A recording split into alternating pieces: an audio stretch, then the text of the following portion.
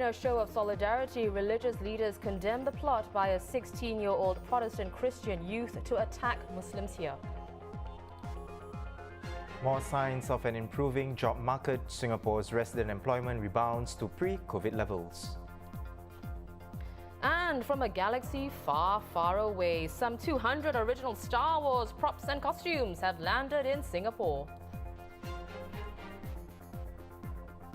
Welcome to The Big Story, coming to you live from the Straits Times newsroom. I'm Olivia Quay. I'm Haryanto Diman. You can subscribe to the Straits Times channel so you never miss a single episode. Christian and Muslim leaders in Singapore met this morning to reaffirm the mutual trust and understanding between the two religious communities. They also condemned the plot by Protestant Christian youth to attack Muslims at two mosques here. Multimedia journalist Fazana Friday with more. This is Masjid Yusof Ishak, one of the two mosques that a 16-year-old Singaporean male planned to attack in March. He had a detailed plan to kill worshippers in this mosque as well as Masjid Ashafa with a machete. This morning, a day after the news broke out, Christian and Muslim leaders met here for a discussion. Leaders from the National Council of Churches of Singapore met Mufti Naziruddin Nasir, who's the highest authority on Islam in Singapore, as well as Isa Masood, who's MUIS CEO. Also present were Law and Home Affairs Minister K. Shanmugam and Minister of State for Home Affairs and National Development Faisal Ibrahim. Dr. Naziruddin and National Council of Churches Chairman Keith Lai reaffirmed their commitment to stand together, saying there is no animosity between Christians and Muslims in Singapore. As a community that has often needed to explain itself and what Islam truly represents, we deeply empathize with your shock and anguish that someone who professes the Christian faith seeks to do the very thing that would desecrate it. So we have no doubts that Christianity, through the teachings of Jesus, the Church Fathers and the Bible, like Islam, through the teachings of the Quran and the Prophet Muhammad, preach love in place of hate, peace in place of violence, compassion in place of enmity. This is indeed a wake-up call for us as a community, not just the Christian community, but together as a nation, how we can help our young people and guide them and mentor them in the right way. Mr. Shanmugam stressed the importance of safeguarding Singapore's religious harmony, especially in these times. This sort of extremism and a tendency towards violence is not restricted to any race, any religion. Let's not typecast. We deal with it wherever it rises, and we have been fortunate that our religious leaders have stood in solidarity and sent a common message across to all Singaporeans that religion stands for peace. We all practice our different faiths. We are supported and free to practice our faiths. At the same time, we don't attack each other.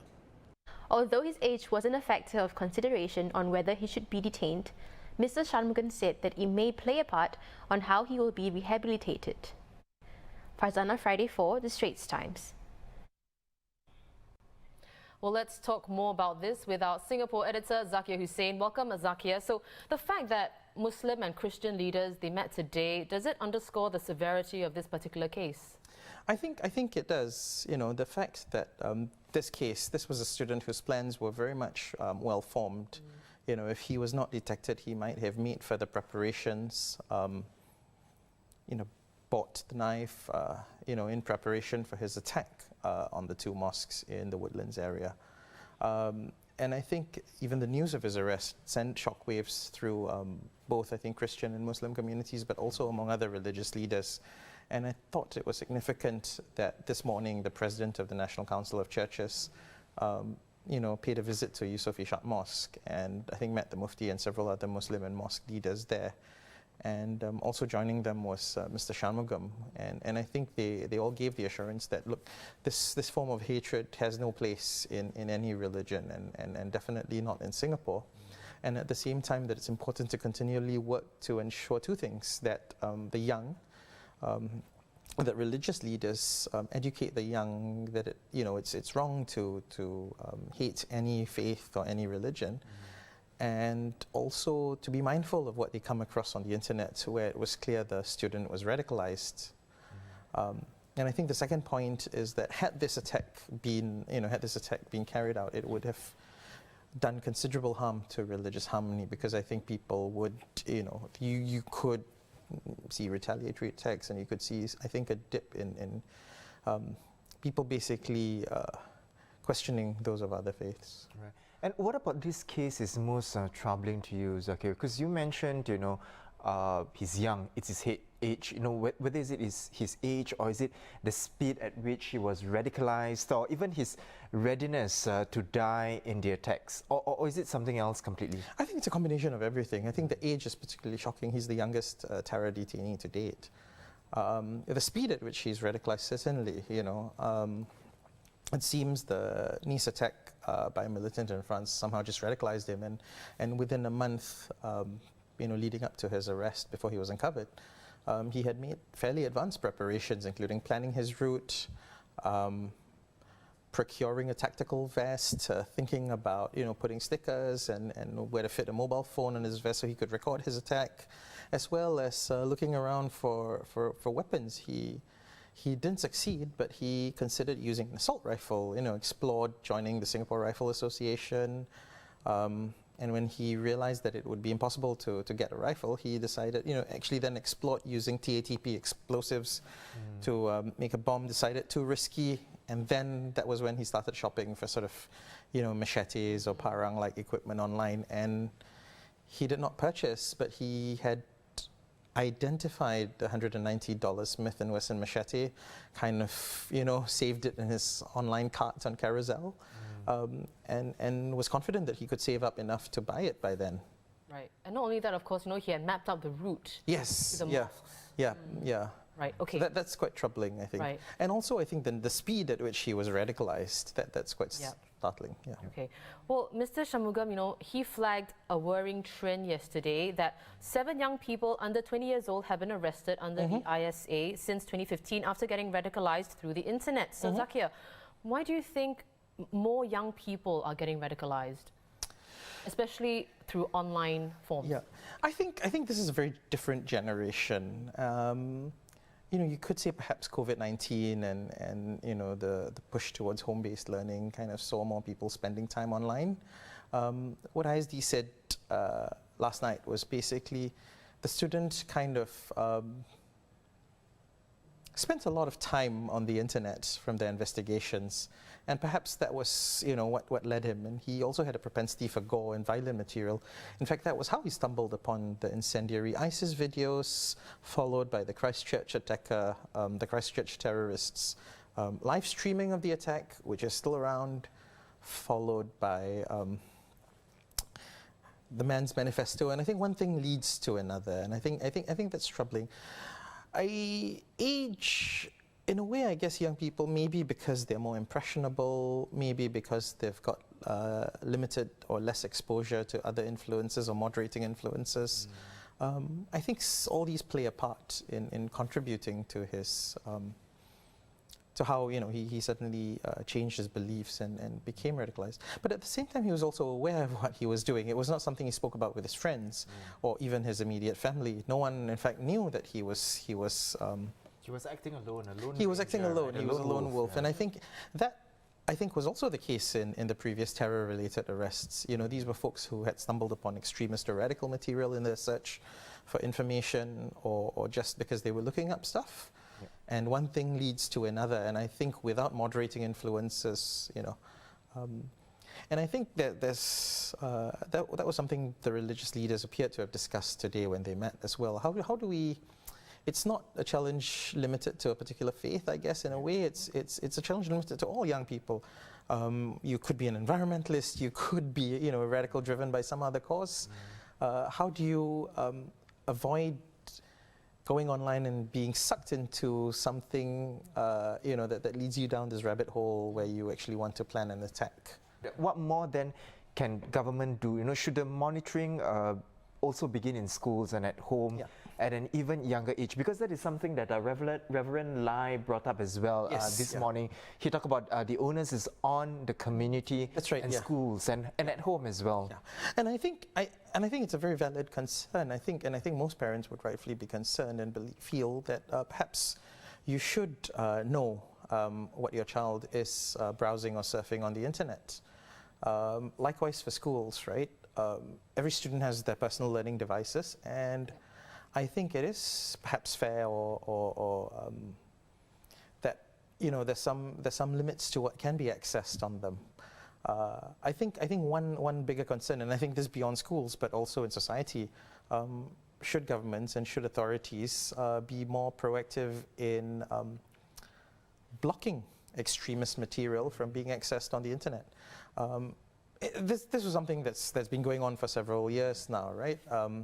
Facebook and we see that recently. I mean, Twitter blocked Donald Trump's accounts because he was seen as instigating the Capitol rioters and spreading falsehoods. But it did so in the sort of dying days of his presidency. Maybe a case of too little, too late. I see no reason why material like the live stream video of the Christchurch attack should continue to be online. Right? I think YouTube should take that down. Yep, or other hosting sites. But the nature of the internet is again one where this material keeps popping up, and if you search enough, you could find it. But I think it does make a difference if, say, such videos are not available on search engine. The attacker's manifesto continues to be available on the internet, for instance. And I think that's a worrying thing. So I think tech companies need to do much more to stop the spread of such material. Right. Well, great insights there, Zakir. Thank you so much for coming on to the show. We've been speaking with Singapore editor for the Straits Times, Zakir Hussain.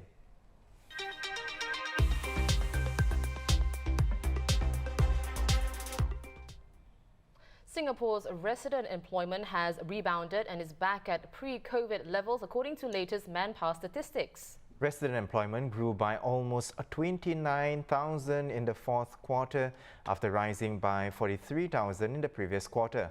But non-resident employment continued to fall. This is mainly due to a decline in work permit holders in manufacturing and construction. So what do the numbers tell us about the state of the labour market here? Well, here's economist Song Seng-Woon. While the labour market conditions remains weak, I think we are past the worst point or the low point.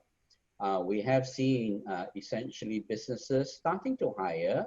I think more importantly for Singapore, the raft of measures which we have rolled up over the past, shall we say, year, have seen better engagement with companies hiring, especially in an environment where we are still seeing investment on the ground taking shape. For instance, last year was the worst year as far as economic contraction is concerned, but we still managed to report pretty strong net investment, basically both on the manufacturing side and the services side. And we are talking not just about brick and mortar manufacturing or services, modern manufacturing.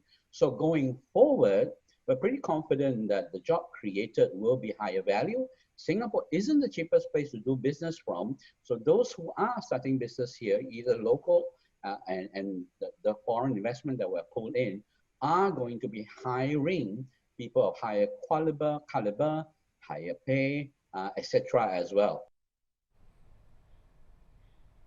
An update on the COVID-19 situation here. 34 new cases were confirmed today.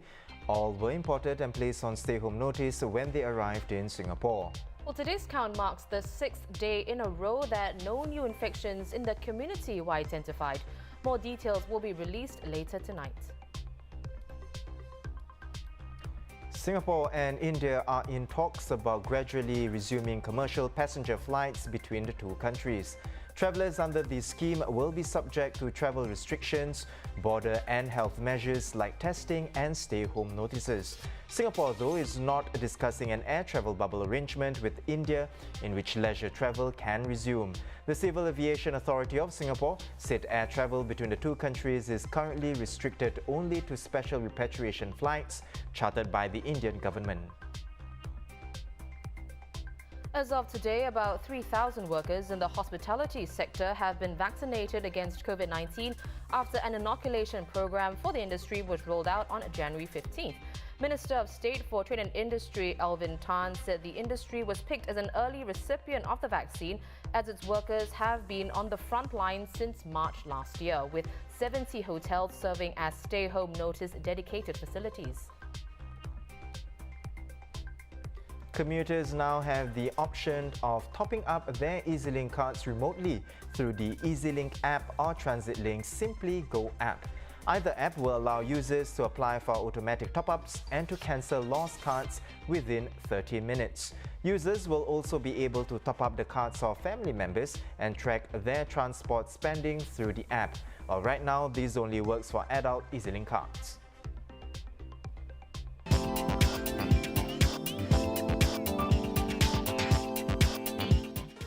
Well, time for this week's Live Pick. Star Wars fans, you'll be thrilled to know that the Star Wars Identities exhibition is opening its doors this Saturday at the Art Science Museum. It's here from January 30th to June 13th. This show has been traveling around the world since 2012, and Singapore is its very last stop, meaning it's your last chance to see these items before they return to the Lucasfilm archives. Well, senior culture correspondent Ong Sofen is here to share some of the exhibit's highlights. Welcome, Sofen. So, what are some of the main artifacts that you think our fans will get a real kick out of seeing? Hi, Olivia. Well, I think that the fans of the original will be really ecstatic because they've got original props and costumes from the original series. So one of the things that I was very excited to see was Han Solo in carbonite, which is kind of like an iconic image from one of the original trilogy shows.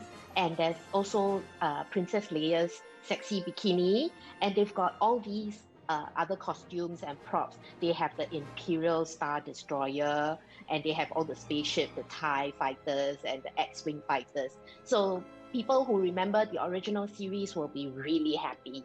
And fans of the newer series will also get to see original costumes and props from that series. They've got 3 outfits from Queen Amidala, so you can actually get right up close and personal with all the costumes. Right, Sofen, from what you've described, we can tell that you are a hardcore Star Wars fan.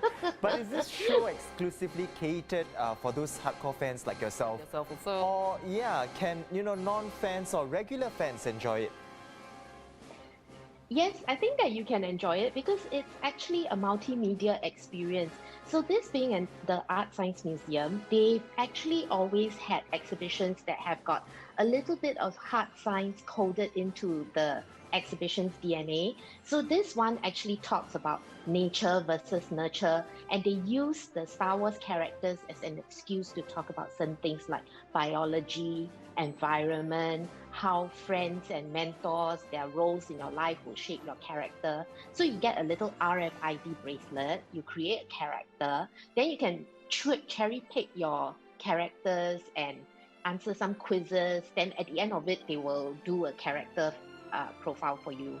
So it's quite fun even if you know nothing about the Star Wars universe. Thanks, Sofen. Something for everyone at the Star Wars Identities exhibition. We've been speaking to our senior culture correspondent, Ong Sofen. Now remember, the show opens on Saturday to June 13th at the Art Science Museum. Admission is $25 for Singapore residents, and you can use your Singapore Rediscover vouchers. Meanwhile, you still have a few more days to catch the showcases during Singapore Art Week, which ends on Saturday. Well, Assistant Live Editor Olivia Ho is here to share with us the main attractions we cannot miss out on. So, Olivia, with more than 100 events island-wide and online, there's a lot to cover, including live performances, exhibitions, and even augmented reality installations. So, what are some of the main things that we should look out for? Well, I think one of the big events is obviously Light Tonight at the Civic District. So that's led every year by the National Gallery of Singapore. This year, they've got a lot of museums working on it. So most of it is free. There will be a lot of light exhibitions. I think one of the major ones to catch is Ways of Seeing by Zarch Collaboratives. That's the giant telescope structure on the Asian Civilizations Museum Green. You can look at it from either side, and it's very Instagrammable, especially for couples who want to get that photo of you and your loved one on either side of the telescope. But then there's also art skins on monuments. This year we have Joanne Ho and W.Y. Huang's rerouting on the National Gallery Singapore facade. So that's a multimedia work that's designed using machine learning frameworks. And inside the gallery itself, there's also I'm All Hands, All Eyes, which is an immersive light projection in the Rotunda Library. So it's got the big dome and then the projecting on it. It is quite difficult to get into. When I went, that there was a very long queue, so I would suggest for that one you should go a bit earlier. And also there's this year there's a lot of events at the Tanjong Pagar District Park, which is the National Arts Council's planning to develop it as an arts enclave. And so the Singapore Art Museum being under renovation, they've sent their exhibition Cosmic Wonder over there. So that's a multimedia installation that's got a lot of shamanic inspirations. So Singaporean artist Choi Ka-Fai, he embarked on this long journey in which he met about 50 shamans from different Asian cultures, and he's produced this installation that has a lot of shamanic dance rituals. It's got a gameplay demonstration in which an android tries to reconnect with gods. It's got a 5-channel Getai or virtual gods with dancing avatars, so that's quite exciting. It features multiple mediums, if you don't mind me saying. And yeah, so those are a couple of the things, many things that you can catch at Art Week. Right, besides the usual museums and galleries, Singapore Art Week is trying to take art to more unusual locations. Olivia, what are some of these unusual locations? So there's a lot of transport-based exhibitions this time. One of them is bus stop art, and it's based on the bus stop route along bus 175. So it's got art by 10 Singapore-based artists, and they appear on the advertisement panels of about 18 bus stops on this route. So you can download a self-guided tour map from the website and hop between bus stops. And some of the artists I think will be appearing along the way. So for instance, every day at dawn or dusk, the artist Madhvi Subramanian will create column drawings on the Gilman Barracks walkway using rice flour. And another one is Yen Pang, whose work looks at urban camouflage, and they will occasionally appear at the bus stop near block 111 Jalan Bukit Merah in a ghillie suit. So you can just hop on a bus and check out the works along the way. Thank you, Olivia. That was Assistant Live Editor Olivia Ho. Singapore Art Week wraps up its 9th edition this weekend, so visit these exhibitions before it's too late. Now we're about 2 weeks away from Chinese New Year, and here to tell us more about some new cocktails just for the holiday is journalist Anjali Raghuraman. Good to see you again, Anjali. Hello. Now back again this year, Junior the Pocket Bar has a limited run pop-up from now until February 27th. What are your top recommendations, the must-try items we should get? Okay, first for a bit of context, Junior the Pocket Bar it used to be a tiny 10-seater bar hidden away in the back alley of Tanjong Pagar, but now they have a bigger location at An Siang Hill, and this year they've teamed up with Remy Contreau to do a year of House of the Golden Ox, where basically they're doing a bunch of Chinese New Year inspired cocktails, and including stuff that's like cocktails inspired by favorite snacks like pineapple tarts and bakwa, and the space is super cool as well. It's decked out with like this dragon on the ceiling and like a lion dance head in the corner, and the drinks are equally festive. So like I mentioned, the pineapple tart inspired drink is called Rolling for Prosperity. It's made with cognac and a brown butter rum, and cognac is not something I would typically go for, but they've used Remy Matan in a it's so delicious, especially with the garnish, which happens to be a pineapple tart from Janice Wong on the side.